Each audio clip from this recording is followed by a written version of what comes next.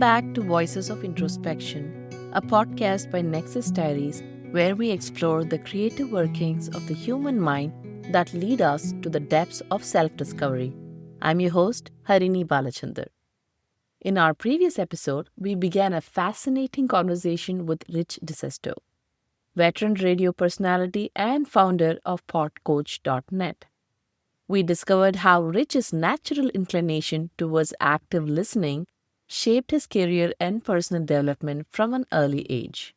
Today, we continue our exploration into the power of active listening, diving deeper into the practical applications that can transform your professional interactions and personal relationships.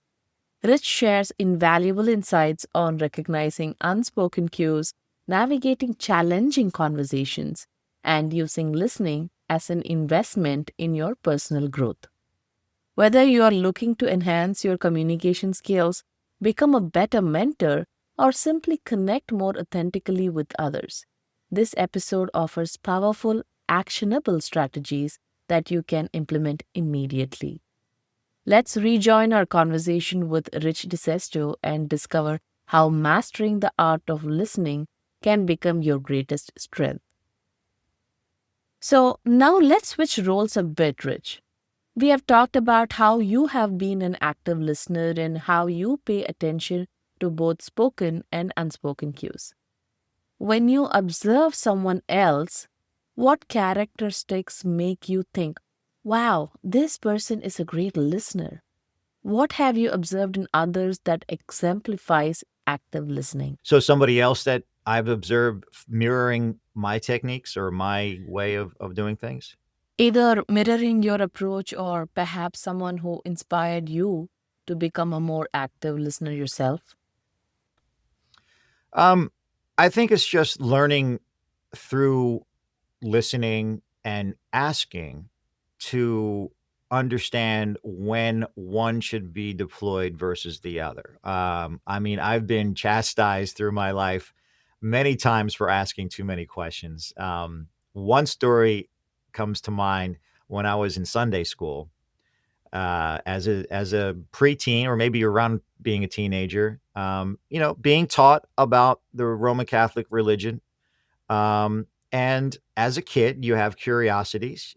Things don't make sense from the real world. Well, pardon the expression, from my everyday life versus how the religious teachings are. So I had questions. And I think the instructor thought I was questioning the religion, but what I was questioning was the idea that somebody could walk on water. And to me, that didn't make any sense at 10 years old, 11 years old. I swam. I go swimming in the pool. I swim in the lake. I go, you know what I mean? So I would ask the question, what do you mean he walked on water? And they weren't prepared for my question to be able to answer it, especially in front of the other students whose ears perked up because they were listening to my question. And all of a sudden now I've created a problem. So she excused me and she asked me to, be excused, and she walked me out into the hallway and she chastised me for asking the question. And as a 10-year-old, 11-year-old kid, your curiosity is about what you think is normal. Your instinct is to ask. So I didn't think I did anything wrong. But now, obviously, years later, I realized the predicament I put her in, being able to understand when to ask questions in front of other people that might create other problems, and when to just keep your mouth shut and just listen, just observe, and maybe pull somebody aside separately outside of the group, privately, and say, hey, loved your presentation, but I have a few questions about this, that, or the other. This way, it doesn't put that person in a situation where they feel maybe embarrassed or they feel under pressure, because once the community, the neighborhood, the tribe starts, feeling the same way, and then it's going to be a little bit more trouble for her or him as the person who's being upfront and being on at the podium, to express whatever it is they're expressing at the time. So I realize that there is a time and place for both, and sometimes I still make that mistake. But that being said, I think I've been able to, you know, narrow it down to the right moments to choose either path in the situation. So it sounds like your experience was your primary teacher in becoming an active listener, and your life's lesson have shaped how you approach conversation and when to speak versus when to listen. Yeah, and Okay. friends, girlfriends, you know, uh, I never really received kickback or feedback from my parents in that regard. I mean, I think they wanted what was best for me, obviously, in terms of my growth and learning and development, and I think the more I asked questions, I think in their mind, they probably thought, "Oh, that's good, he's asking questions, let's teach him," but I don't think I ever put them in that same situation as my Sunday school teacher, but I think it was just the nature of the content that was being taught at the time that they I don't think she was ready for somebody to question it. And again, I wasn't questioning the teachings. I was questioning the idea of somebody walking on water. Wait a minute, what? How does that work? And of course, she wasn't prepared to answer that, whether it be privately with me or with in front of the rest of the class. But that stuck with me. Obviously, here I am now. It stuck with me through my life because it was a turning point where I had to really realize there's a time and place for asking. There's nothing wrong with being curious, but maybe try and find a way to ask the question in a way that it doesn't interfere and it also doesn't create a problem for the person who's delivering the content. It looks like your curiosity took the best of you. I'm sure you still have those curious moments even now. I completely understand when you say we need to use our experience and common sense to determine the right moment and the right audience for questions. But I think curiosity does play a big role in being an active listener because, as you noted about conversation, you get to know someone's story through curiosity, through wanting to connect with that person, right? Yeah.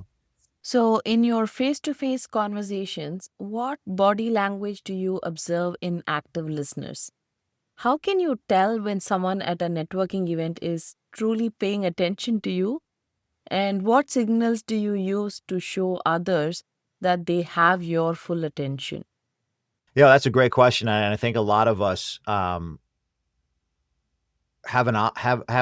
trouble with understanding that either within their own aura in that networking situation or the other person, or even if you're in a kind of a round circle conversation with a few other people and you might not be the center of that conversation at the moment and you're just there and you're waiting for your turn that you can get a word in edgewise. But eye contact is a big thing for me. It is something that, again, I had to learn, being at least feeling that I've been an introvert in my earlier years. There was a sense of shyness too. And eye contact was sometimes hard for me because of that shyness feeling. But that's such an important part of communicating because if somebody is watching you speak and you feel the eyes on you, you can then kind of see the other parts of their expressions. The eyes tell a lot, the eyes have the eye you can see somebody's soul through their eyes, and you can also see a lot of, emotion from the way their eyes react to whatever words you're saying or whatever sounds they're hearing. And, whether I'm at a networking event or I'm speaking to a group of people, whether it be in a class or in a coaching situation, when the eyes are directly at me all the time, then I know I'm making an impact. Then I know that my words and my body language and my posture is cutting through. It's when you see somebody looking away, looking at their phone, hands in their pocket, maybe smiling from the distance because somebody else caught their attention. That's when you know you don't have somebody's 100% attention. In terms of what I try to do, instead of being the talker in the moment about myself, is I try to ask about the other person. Everybody loves to talk about themselves, and, a lot of people, as much as they know networking is important, that they feel a little uneasy going and speaking to a room of total strangers. So if you can break the ice by always asking, again, opportunity of when to ask and when to listen, ask the other person or the other people as much as possible about themselves, what they do, where they're from, because it takes the onus off of you having to talk about yourself if you're shy, if you're not ready to do that. And it gives the other person license to speak. And then it creates that time lapse of the moment going through its normal time of you being in a networking event. But bonus, you just learn so much about somebody else by listening that maybe you can take that information and use it to your advantage in the next encounter, or whether it be with them or maybe in the next group that you speak in that same room 5 minutes later, half hour later, or maybe in the next networking event that you do next week. But you've received knowledge, you've learned how to ask the right questions to receive the answers that you were given, and then you just put that into your toolkit and you say, okay, that worked. That didn't. I'm going to try this again and see what happens. But you develop something within your way, your strategy, and then you can decide based on your comfort zone how much of the asking you want to do and then how much of the talking about yourself you want to do. And then see how other people react to that. And if you're getting eyes on you, then you know how you're doing it is resonating. And whatever stories you're telling, it's creating interest by other people. And that's kind of, the same logic that I apply to podcasting, if I may kind of go in that direction with this, because storytelling is really what podcasting, a successful podcast, at least from the foundational sense, should be based on. If you're a small business owner specifically and you want to have a podcast as part of your marketing funnel, you want to tell stories, you want to solve problems, you want to engage with the audience that have sought out to receive the content that you've created from their searching, right? A podcast is something that is created and is deployed in an on-demand environment as opposed to a television show or a radio show, at least away from the streaming services and our DVRs.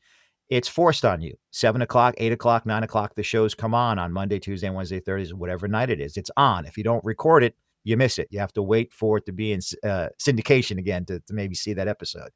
But with podcasting, it's created for on-demand consumption at a different time.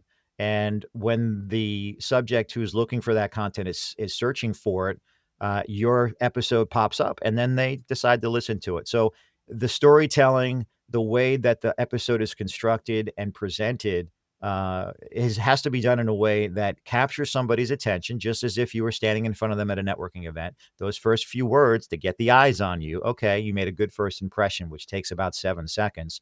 And then you want to keep their interest through the rest of the story so they listen to the entire episode of the podcast, or they listen to your entire story at the networking event without feeling distracted by somebody else that walked in the room that they want to wave to, or they're looking at their phone, or any of the other body cues that you referenced and that you would witness if you would see somebody maybe drifting away from whatever it was you're saying. So all those kind of human connections that we try to, apply and deploy in our everyday life, whether it be networking event or just meeting somebody brand new, is really kind of how things should be applied in the podcast space, because those rules still apply, whether it's a synthetic piece of audio or video presentation of content, or it's you and I standing in the room face to face, human connection, and delivering content, whether it's me talking about myself or you talking about yourself. And it's that human connection, that engagement, that trust. Oh, I like this person. They're making me feel comfortable sitting here or standing here talking to them. And once you do that, then you leave that encounter with the idea of, I like that person. I want to hang out with them again. I can't wait to see them again, or I can't wait to listen to another episode of their podcast. So it all kind of works together, whether it be human connection face to face or developing a synthetic a storyline in a video or audio presentation of a podcast, where those elements still play a vital role in the success of that conversation. I was actually going to ask you about podcasting and how active listening applies there. So thanks for sharing that insight. Sure. And just out of curiosity, how do you handle situations where someone isn't giving you their active attention? For example, when you're at a networking event and notice someone avoiding eye contact, looking at their phone, or waving to others, What's your exit strategy? Do you continue trying to engage them or do you gracefully move on? Well, it really depends on why I wanted to have the conversation with the person in the first place. If it was just an encounter that, "Oh, hey, how are you? Nice to meet you. I've never seen you here before. What do you do?"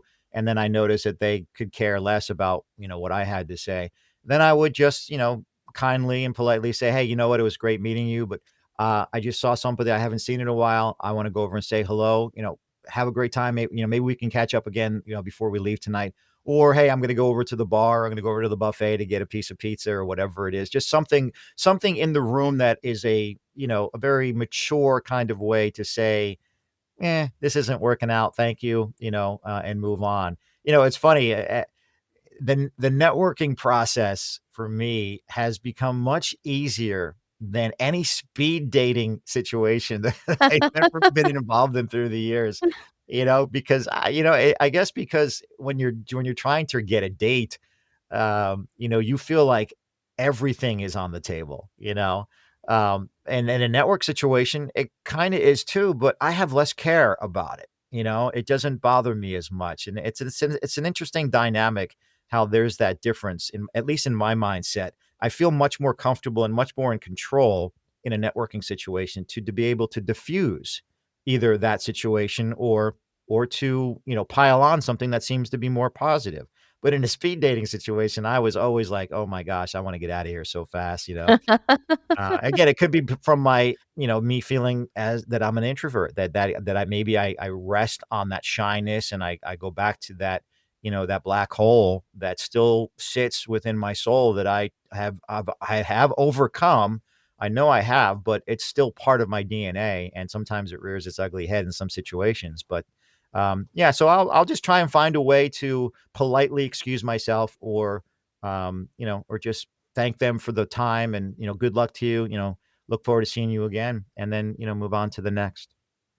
That's really helpful. I had similar experiences, and this tip about looking at something in the room as an exit strategy is definitely practical advice. Yeah, because I mean, Awesome. think about it, and I look at mirroring, right? I try to apply mirroring to decisions. Sometimes I'll think about, well, what if this happens? What if that happens again? My mind doesn't stop. It's crazy, and maybe it's a little dangerous that it continues to work that way. But um, mirroring other people, in other words, they're feeling the same way, right? If they're in a situation, maybe with me, doesn't mean just because I don't feel like I'm connected to them, they might not feel connected to me, which is precisely why they're probably reacting the way they did for me to have to react the way I need to get out of the situation. Maybe their skill set of getting out of the situation isn't as successful, so they stay there, but you can tell from being the other person in that moment that they're not tuned in, but they don't know what to do.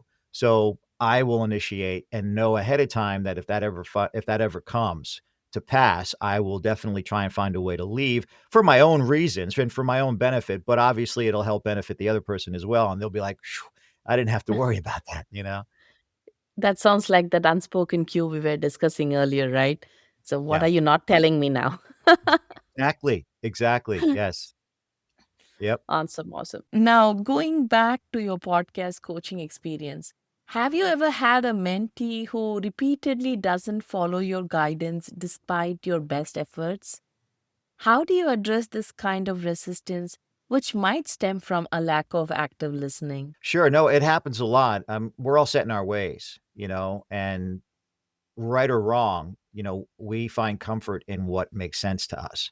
So, you always hear that saying, if, you're doing things over and over again, expecting different results, it's the definition of insanity. But we rest on what we know and we feel comfortable with what we know. And sometimes it's uncomfortable to pivot. It's uncomfortable to do something different, even though we know it's right, even though we know it's probably the better option.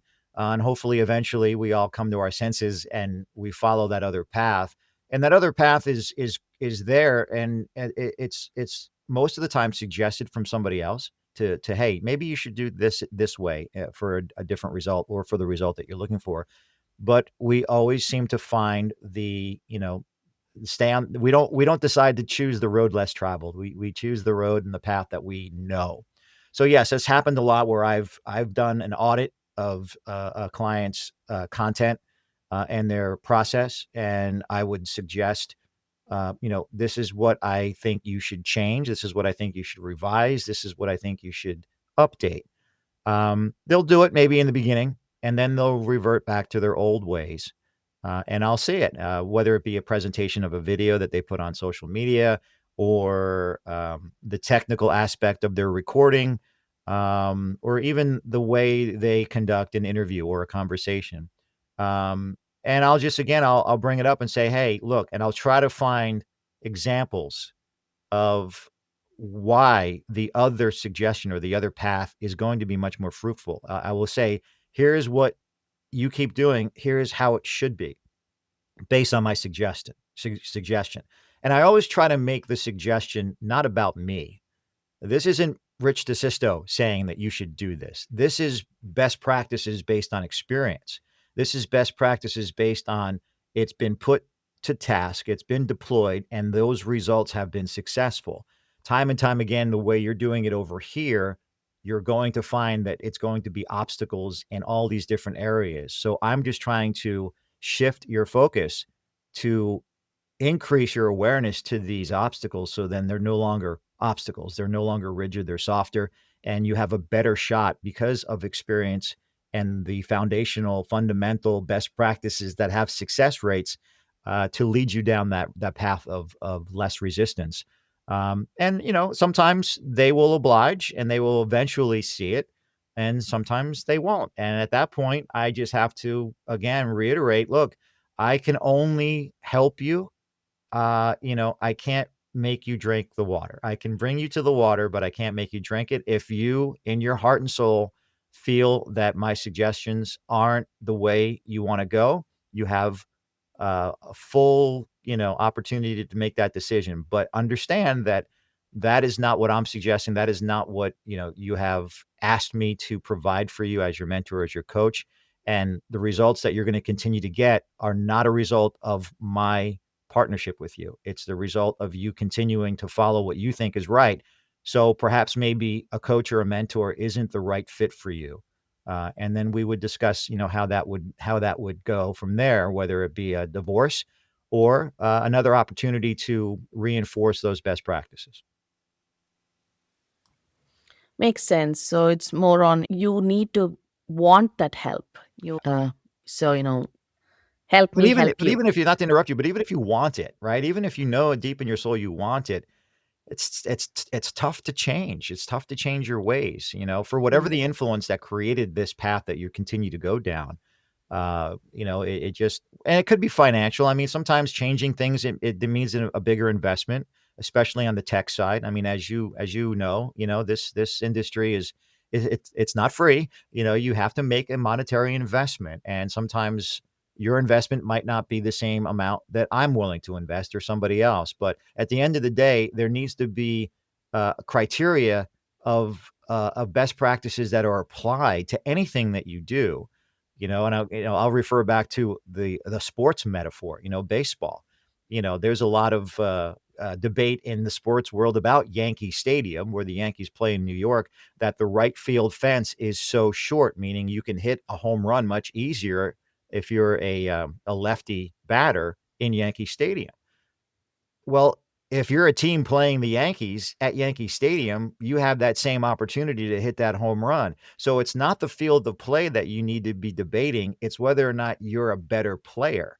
So in order for you to be a better player, you've got to swing the bat better, you have to have hand-eye coordination that's better, you gotta be able to hit the ball better. You've got to be a better baseball player to be able to achieve that goal. Well, that's an investment. That's an investment in time and perhaps maybe hiring a coach. So there's a monetary investment there. Same thing with podcasting. If you want to reach a certain goal and you're not following the fundamentals, you're not going to reach that goal. And the longer that you continue to say, I can hit the ball if I keep my eyes closed with my swing, the longer it's going to take for you to hit the ball, let alone hit that home run. So it's really based on fundamentals, understanding what works, what doesn't, but not from a perspective of the coach. This isn't Rich DeSisto's way, my way or the highway. No, this is based on fact. And I'm helping you realize that, whether you realize it or not. It's interesting that you use the word investment. Yes, investing in a coach is valuable, but this raises an important question. Do you see listening itself as an investment in yourself, your career, your relationship? Yeah. And because if you do invest in a coach, you will need to listen to what they say and not just listen, but put that active listening into practice, giving it time to show results. Would you agree that active listening is actually an investment in your future growth? Absolutely. I mean, and that's the cheapest way to invest, right? I mean, you don't have to spend any money to be an active and a curious listener. It's just a choice that you make, and the choice then has to be followed up by how do you use it to your advantage, understanding how important that moment is. You know, listening and being able to retain, so you can put those lessons to task that help benefit you at another time. It's one thing to sit there and listen, but when you leave the room, how much do you remember? And that's another part of it. And that's a skill set. I have comprehension problems through my entire life of reading, which is why I don't enjoy reading books because I don't remember. And I constantly, in my mind, you talk about body language of face to face encounters at networking. I can have those conversations and be tuned in without distraction, but reading a book, my mind wanders, and I feel like I need to reread that sentence or reread that page or that chapter, and then I get frustrated because I've spent so much time and I haven't advanced into the book, which is why I do audiobooks now. That's part of my routine, and what does that entail? Listening, right? So, wow, listening has really become my, Trojan horse to what I do to learn and to advance myself, whether it be for personal um, education or to advance my career or to advance anything else that I'm doing in life. It's all coming back to listening. I have a much stronger retention value of being able to hear something rather than to read it. Now, that doesn't mean I don't read. It doesn't mean I don't read blogs or articles when newspapers were the thing and sit there and listen and read the newspaper. But there's something about reading a book that I just knew from an early stage with book reports in school. I did not do very well with it. And it's just that comprehension thing. I get distracted very easily from my mind never stopping. So listening seems to cut through all that, and I'm able to retain a lot more and put it to task by having that as a huge tool in my toolbox. Wow, that's fascinating. While I have so many more questions, we are coming up on time. I've been thinking about how listening tunes out distractions by requiring us to be present in the moment, right? So, in my experience, that mental clarity, being fully present and giving complete attention to the speaker, is what makes active listening so powerful. When we are truly present, we are not just hearing words, but absorbing the meaning at a deeper level. That's it. Yeah. I think you just nailed it, being present. I think that is the secret to it. If you got so much going on in your life and you know you need to attend something and you've got to be honest with yourself whether or not you can give full attention to whatever it is you're going to be attending.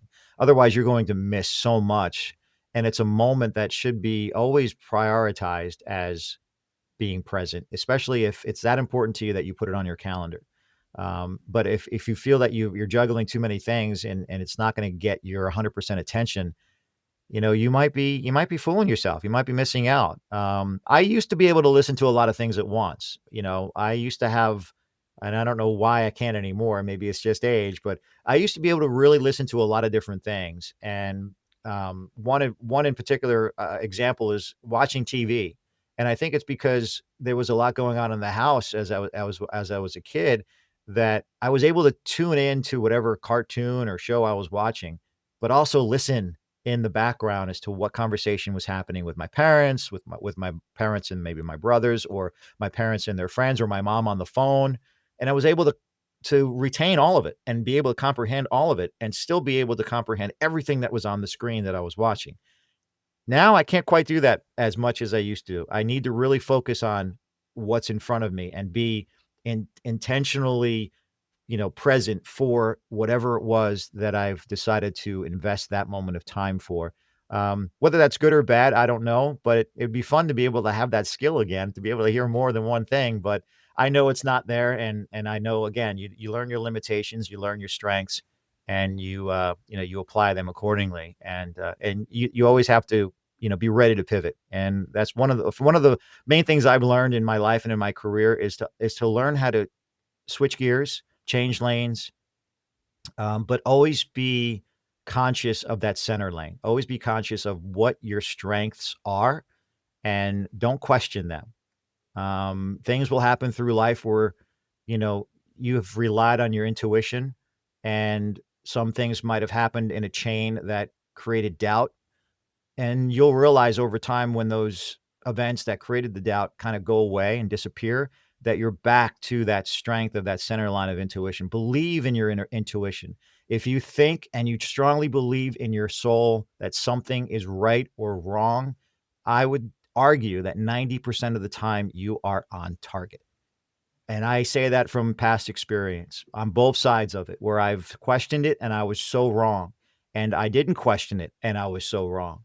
But at the end of the day, if you really, really strongly feel something in your bones is not right or not wrong, go with it.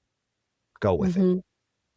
It sounds like your younger self had abilities similar to my son today, being able to multitask while still absorbing everything around him. What are you saying about that, Mom? I was watching TV, but I still heard you. Well, tell him I said Awesome. hello. I will, definitely.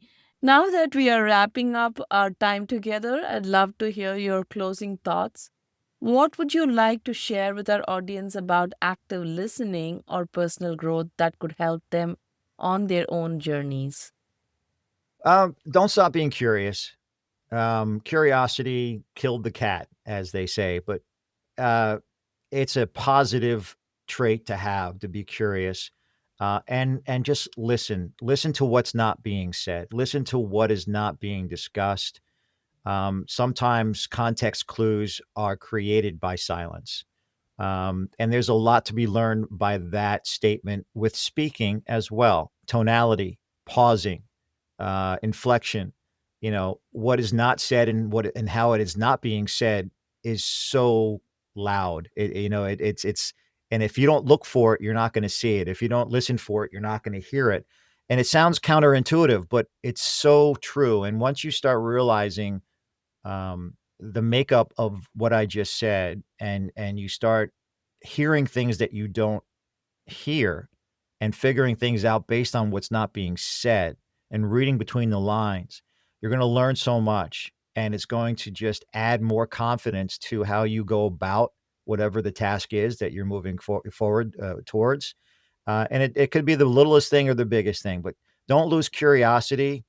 Don't be too embarrassed to ask questions. Understand how the question in the moment is gonna be received, and maybe try and find a strategy to ask the question in a different setting, in a different way. But the goal of that curiosity was what sparked the question, so don't discount that. You're allowed to ask. That's how we learn, but remember to listen as well, because sometimes what other people say is more important than the curiosity that you have. What powerful insights from Rich DeSisto on the transformative potential of active listening. Throughout our two-part conversation, Rich has generously shared how listening shaped his career and continues to be his greatest tool as a mentor and podcast coach. The most valuable takeaway might be the idea that listening is an investment, perhaps the most affordable and accessible investment we can make in ourselves and our relationships. By being truly present, hearing not just what's said but what remains unspoken, we gain insights that would otherwise remain hidden. Rich's advice to maintain our curiosity while finding the right moment and method to ask questions provides a balanced approach to communication that can serve us in every aspect of life. Thank you, Rich, for sharing your wisdom and experience with us. Thank you so much for having me. And thank you, our listeners, for joining us for this insightful conversation. This is Voices of Introspection by Nexus Diaries, where we help you share your story with clarity and impact. If you enjoyed this episode, please subscribe, share with others who might benefit, and connect with us at nexusdiaries.com. Until next time, I am Harini Balachandar, reminding you that sometimes the most powerful growth comes not from speaking, but from truly listening.